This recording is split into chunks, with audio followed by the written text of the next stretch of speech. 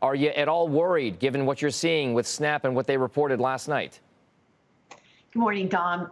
Listen, I think this company is a third-tier player in a decelerating advertising market tied very closely to slowing economic growth.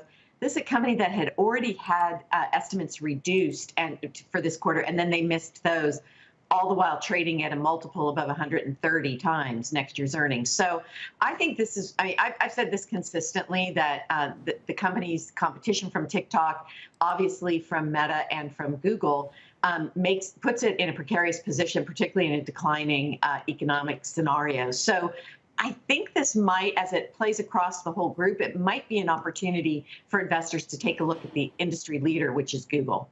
Industry leader, which is Google, Alphabet. Alex, I mean, from a tech perspective, this is a company that's already lost 3/4 of its value just in 2022 alone. What exactly were the expectations for Snap going into this print?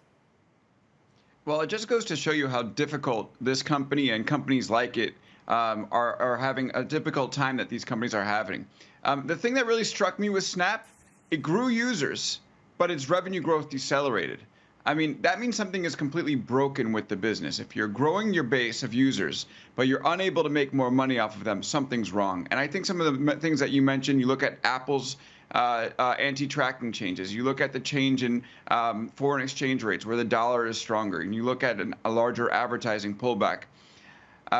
You limit expectations, but when you can't even meet those, you're growing users. It's a real big problem for Snapchat, and I think it could indicate bigger problems for companies across the economy right now. So if it could indicate bigger problems, Alex, I'd like to kind of stay on that point.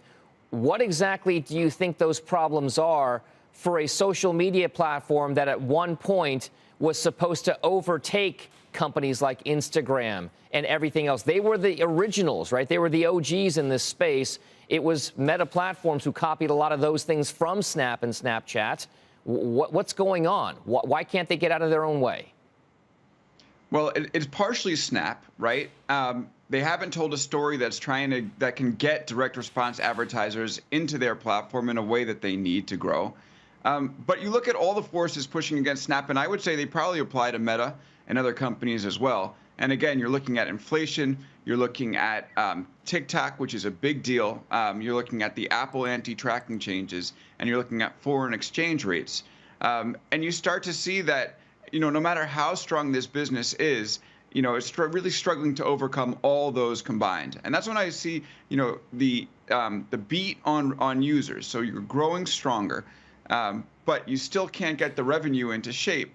And that, to me, points to fundamental issues with the business. And I think that Snap would basically need a miracle to overcome all these forces that are coming up against it. And it just didn't have it this quarter. And it doesn't look like it's going to have it anytime soon either. With the fact that it's not even guiding for next quarter, that's a major issue. So, Nancy, you mentioned before, I mean, you invest client money for a living. You mentioned that you don't like Snap as much and that you think Alphabet is the better play with regard to this kind of online advertising industry overall. Does it worry you from a macro perspective that this could indicate a broader slowdown on that revenue picture for all of these companies, because Snap is just going to be kind of like that initial indicator? And if so, how do you invest in it? Do you find spots? Is it attractive now? Do you wait for it to go lower? Or do you think you've missed out if you don't buy in now?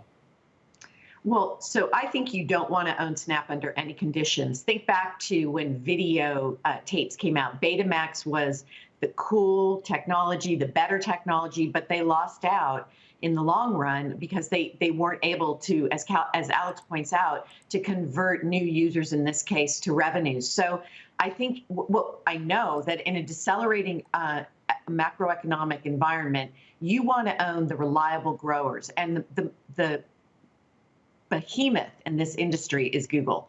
So if you want exposure to the space, you need to play it in this environment through the highest quality companies that can sustain and acquire their competitors, or bury them with spending. So I don't think, I've never liked Snap. It's down over 40% since the IPO. That's dead money for a long time. So I think you want to refocus your direction. If Google continues to sell off on this news, I think that's an interesting way to be participating in communication services. But we are underweight communication services.